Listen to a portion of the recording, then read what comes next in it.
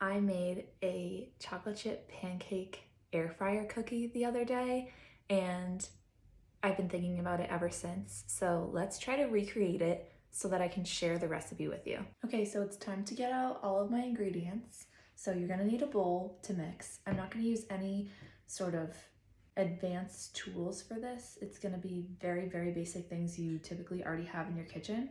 So we're just gonna be using a half a stick of butter. I'm gonna be using almond flour. You can use regular flour if you don't want to use almond flour. I really like the texture. I think it's a little bit more nutrient dense. And if I need to supplement with regular flour, I will. We're gonna be using eggs. These ones are from Trader Joe's. This is baking soda. We're gonna be using a tiny bit of it. Some maple syrup to sweeten it. Some vanilla extract. This one is from Stop and Shop, so it's not great quality, but it's cheap. And some dark chocolate chips. You can use regular chocolate chips if you want. So I'm convinced that the butter and the maple syrup combined makes this taste like pancakes. And I can't really think of another reason why it would, but that's what we're using. And to mix it all, we're using a fork. So you can definitely make these at home. Okay, so I have my half a stick of butter, softened it up a little bit.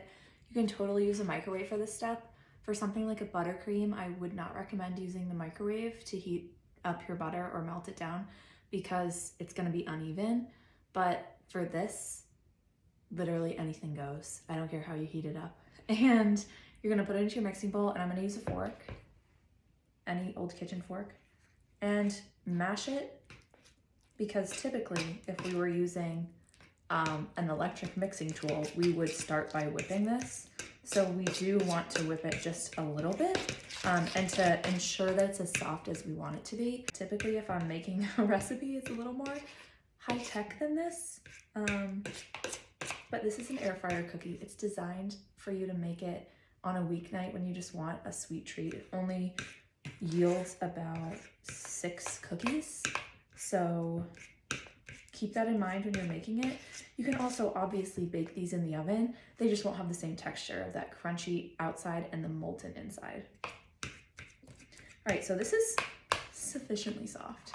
We're gonna add 1 egg. I also love this recipe because it only takes 1 egg. So if you do have an egg shortage near you, you only need to use 1. You don't need to use 2, 3, etc., which a lot of recipes call for.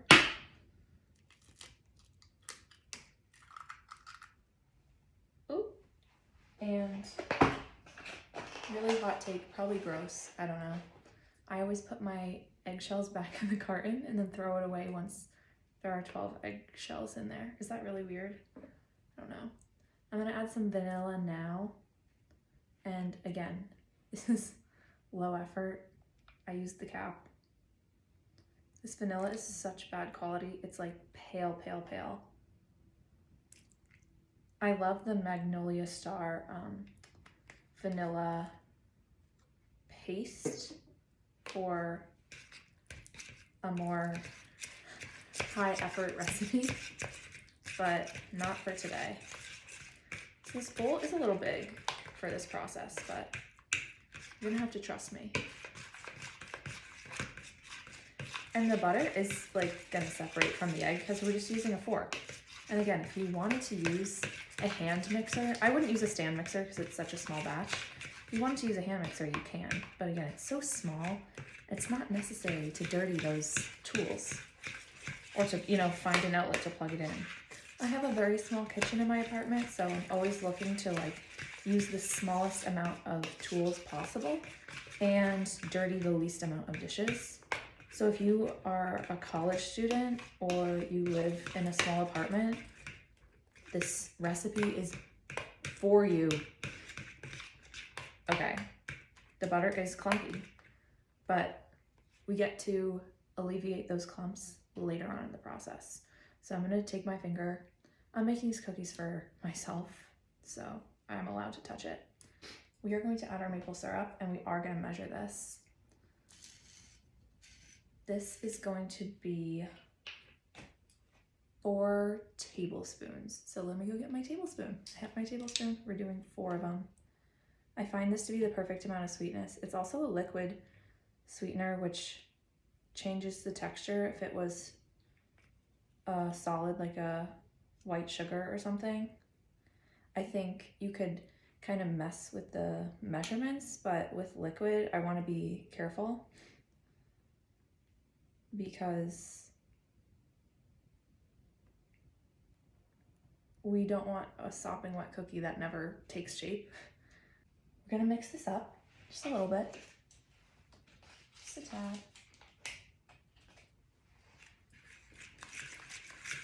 And again, the butter is just completely clumpy, but this is only my second time making these. The first time I made them, the butter did declump once I was able to add the flour. You can kind of, the almond flour kind of clings onto it and pulls it apart.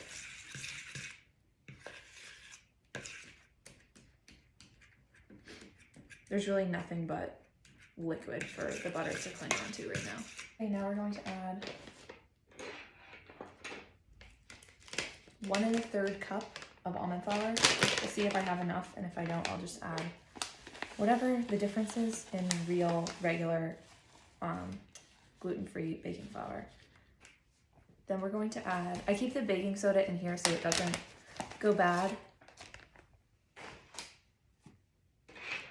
because you need to keep it fresh in order for it to work. I'm going to add a 1/4 teaspoon. So you want these to, rise a bit, but it's an air fryer cookie. The stakes are nothing. And I am now looking, definitely did not add enough almond flour.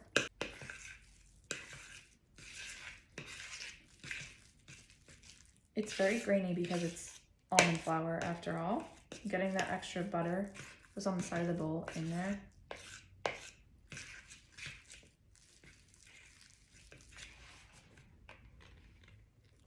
It's giving yellow, but it's giving cookie dough.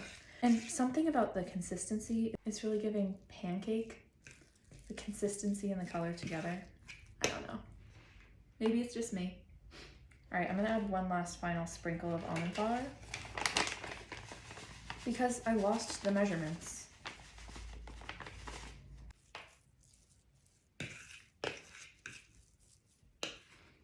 Okay, mixture should look like that.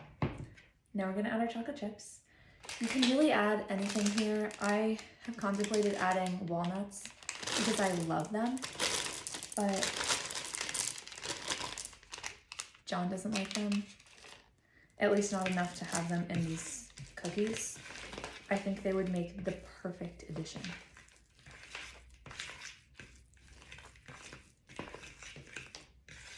This is what it's supposed to look like.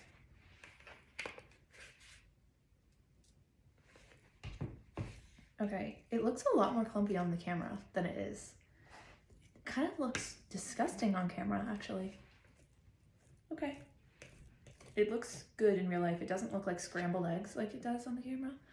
Okay, so now we have to take a test bite to see if it tastes normal and good.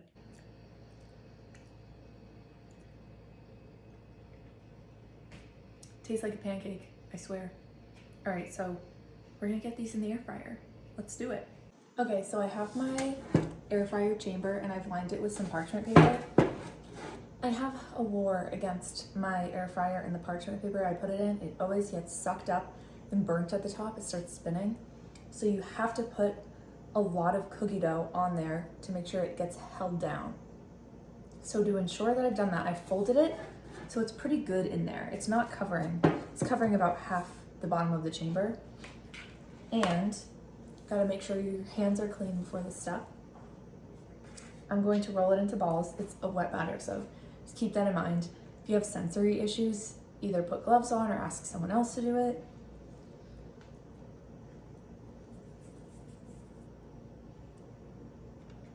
We're gonna put a lot of cookies dough balls down there. We're gonna make smaller ones and probably more than 6 just to make sure the paper doesn't fly into the air chamber thing.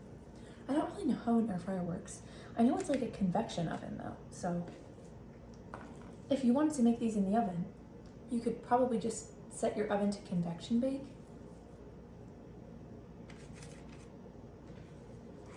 Don't quote me on that though.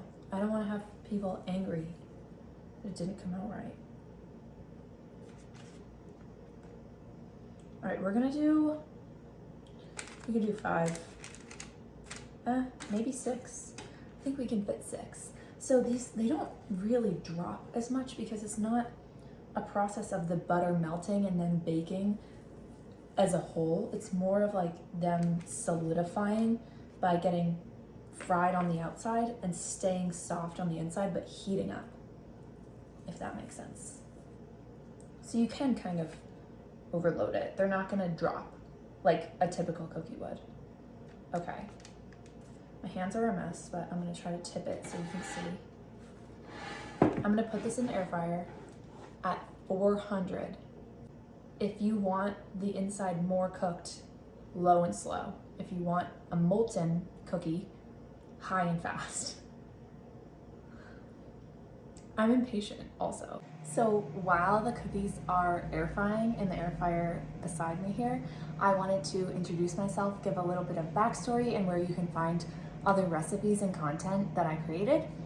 My name is Claire. I live in Boston. I work in advancement, development, fundraising. Really found joy in baking for other people. And so I wanted to share the recipes that I've curated and will continue to curate over the years. It's so fun to me to be creative within the rules of a science like baking. So I want to create as many gluten-free recipes as I can. I am gluten-free. I follow a gluten-free diet, so nothing on my site will be glutinous. And speaking of my site, you can find my recipe blog that I just started. It's a little bare bones right now, but I'll be adding 2 recipes per week to catch up. And that site is clairebakes.blog, CLAIREBAKES.blog. And that's where you can find a little bit about my backstory. You can sign up for my newsletter, which comes out once a week, and it will give you a little bit behind the scenes look at what I'm doing, what I'm working on, what I'm planning to do, and some photos, sometimes of some baking fails and sometimes of some recipe testing that is not ready to be released yet. I do Instagram giveaways and reels and stories all the time on my Instagram, which is Claire Bakes, same spelling. And I have a TikTok, Claire Bakes 2, where you can find some videos on dinner recipes. I follow other recipes on Pinterest and Instagram and things like that and test them out. That's the cookies, they're halfway done. So yeah, I have a few modes of content sharing and I hope you can join me on at least some of them. Look at how golden brown these are. My gosh. So the dough is not done. I can make about 2.5 to 3 more cookies, I would say, with them. And these are a smaller size. I made them a lot bigger last time. So let's cut one open and see what it looks like. Okay, we're doing it together and then John is gonna be my taste tester. Okay, I'm gonna cut this one open. Look how soft. Oh my gosh. Can you see that? I don't know if you can. Look how molten that is. The melty chocolate chips. Yes. Okay, let's cut another piece off. Wow. It is just a chocolate puddle with a gooey center. Here, I'll try to get a close up.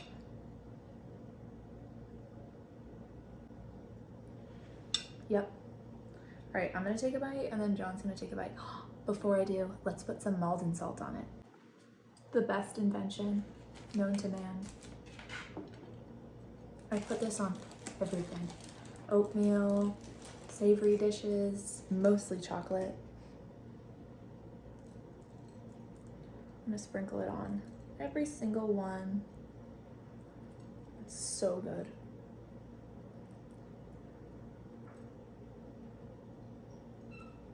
Okay, now we can take a bite. It's like so chocolatey. Oh my gosh, falling apart.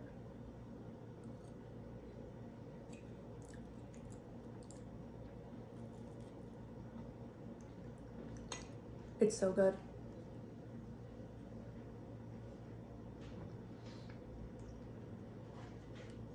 It's a pancake. All right, John's trying it now. Oh my gosh, it's so melty. I love the sound of it being cut into as well.